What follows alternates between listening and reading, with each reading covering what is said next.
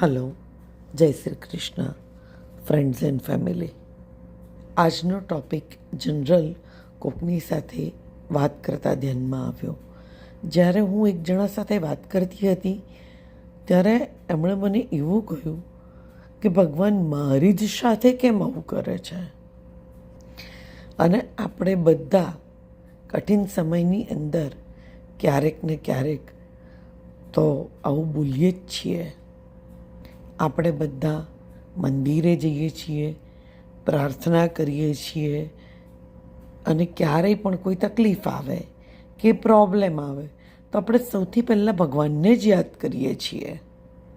અને હંમેશા ભગવાન સાથે મનમાં ને મનમાં વાતો પણ કરતા હોઈએ છીએ. સારું થાય તો ભગવાનનો આભાર પણ માનીએ છીએ અને એવું પણ કહીએ છીએ કે જે થાય એ સારા માટે. આપણે મનથી, આત્માથી અને હૃદયથી ભગવાનની સાથે જોડાયેલા છીએ. આપણી અંદર એમનો અંશ રહેલો છે. માટે જન્મો જન્મથી ભગવાન આપણી સાથે અને આપણે ભગવાન સાથે જોડાયેલા જ છીએ. અને આપણે એવું તો હંમેશા કહેતા હોઈએ છીએ કે જે થાય એ સારા માટે. પણ જ્યારે કોઈક તકલીફ આવે છે, સહન કરવાની વાત આવે છે, ત્યારે આપણે સહન નથી કરી શકતા.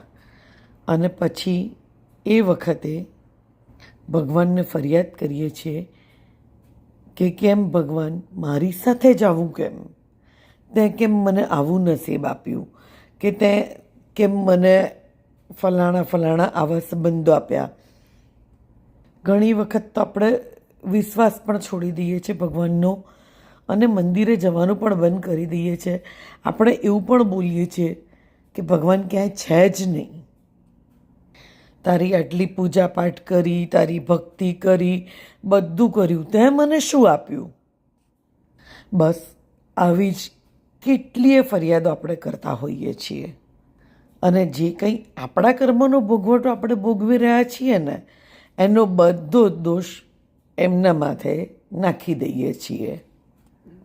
જ્યારે આપણી સાથે જે કંઈ પણ થાય છે એની ટોટલી જવાબદારી આપણી જ હોય છે.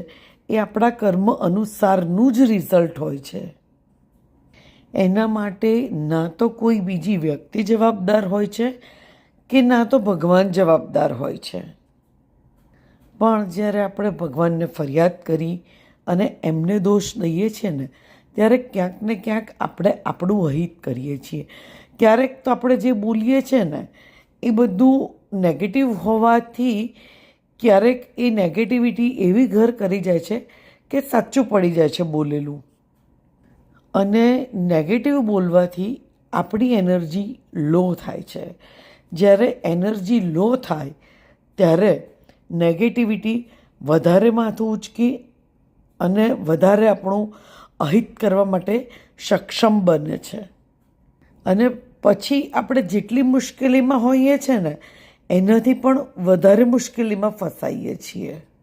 કેમ કે આપણી નેગેટિવિટી એ વધારે ચારે બાજુથી આપણને ટ્રેપ કરે છે. આપણી ઓરા બગડી જાય છે. અને ઓરા જ્યારે બગડી જાય ને ત્યારે કોઈ પણ નેગેટિવિટી ક્યાંયથી પણ આપણી ઓરામાં દાખલ થઈ અને તમારું વધારે અહિત કરી શકે છે. માટે જ્યારે પણ આવો ટાઈમ આવે તો એ વખતે પહેલાં તો ઈશ્વરનો આભાર માનવો પડે કે ભલે ખરાબ ટાઈમ છે પણ મને ખબર છે કે તમે મારી સાથે છો. અને તમે મારી સાથે છો ને એના માટે જ થેન્ક યુ. મને ખબર છે પરિસ્થિતિ કઠિન છે, ખરાબ છે, પણ તમે મારો હાથ પકડ્યો છે. તમે મને હાથ પકડીને ચલાવવાના છો. અને આ જે પરિસ્થિતિ છે ને એમાંથી તમે જ મને બહાર કાઢવાના છો. અગર આ કોઈ મારી પરીક્ષા છે તો એ પરીક્ષા પાસ કરાવવાની જવાબદારી પણ હું તમને જ સોંપું છું કે હું તમારી પરીક્ષામાંથી પસાર થઈ શકું, પાસ કરી શકું અને તમારા લેવલ ઉપર ખરો ઉતરી શકું કે ખરી ઉતરી શકું. ચાહે ગમે તે થાય, પણ આ પરિસ્થિતિમાંથી બહાર તો તમારે જ અમને કાઢવા પડશે. અને અમારી ક્યાંય ભૂલચૂક થઈ હોય જેના કારણે અમે આ પરિસ્થિતિમાં છીએ, તો અમે એ ભૂલચૂકની તમારી આગળ આત્માથી હૃદયપૂર્વક ક્ષમા માંગીએ છીએ. સાથે સાથે એ તમામ આત્માની પણ ક્ષમા માંગીએ છીએ જેનું ભૂલથી અમારાથી ક્યાંય દિલ દુભાવાયું હોય, ક્યાંક અમારાથી કોઈનું ખોટું થઈ ગયું હોય, અમને નથી ખબર, તો એ તમામ આત્માઓની પણ ક્ષમા અમે તમારી સમક્ષ માંગીએ છીએ. તમારા સાથથી જ હું આ પરિસ્થિતિમાંથી બહાર નીકળી શકીશ. તમારે જ મારો હાથ પકડી અને મને બહાર કાઢવી પડશે. આટલી મારી તમને નમ્ર અરજ છે, પ્રાર્થના છે. અને જ્યારે આપણે એમનો આભાર માનીએ છીએ, જ્યારે આપણે એમને સરેન્ડર કરીએ છીએ, તો એ વખતે ભગવાન પડછાયાની જેમ આપણી સાથે રહી અને આપણને દરેક પરિસ્થિતિમાંથી બહાર કાઢે છે અને કાઢે છે. બાકી આપણા કર્મો અનુસાર અમુક કર્મ જે આપણે ભોગવવાના છે એ તો ભોગવવાના જ છે, પણ સૂડીનો ઘા સોયથી ટળી જાય છે એમને સરેન્ડર કરવાથી. ક્યારેક અમુક કર્મો સપના વાટે પણ કપાઈ જાય છે એમને સરેન્ડર કરવાથી.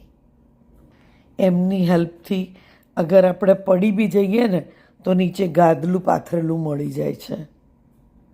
પડવું આપણું નસીબ છે, ગાદલું પાથરી બચાવવાનું એ ભગવાન કરે છે. માટે ભગવાનને ફરિયાદ નહીં, પણ થેન્ક યુ કઈ આભાર માની સરેન્ડર કરી દેવાથી આપણે આપણા વાઇબ્રેશન્સને અપ કરી શકીએ છીએ, નેગેટિવિટીને રોકી શકીએ છીએ આપણા મનમાં, બહાર, આજુબાજુ બધેથી, અને બીજે પણ ફેલાતા અટકાવી શકીએ છીએ. ભગવાન એ આપણા મા બાપ છે અને હંમેશા ટેક કેર આપણી કરતા જ હોય છે. ના તો એ પોતાના સંતાનનું ક્યારેય અહિત કરે છે, ના તો પોતાના સંતાનનું અહિત થતું જોઈ શકે છે. બસ આટલું જ. આમ તો બધાને ખબર છે, છતાં પણ મને લાગ્યું કે ના, બનાવી દઉં વિડીયો. જય Shri Krishna. Thank you very much.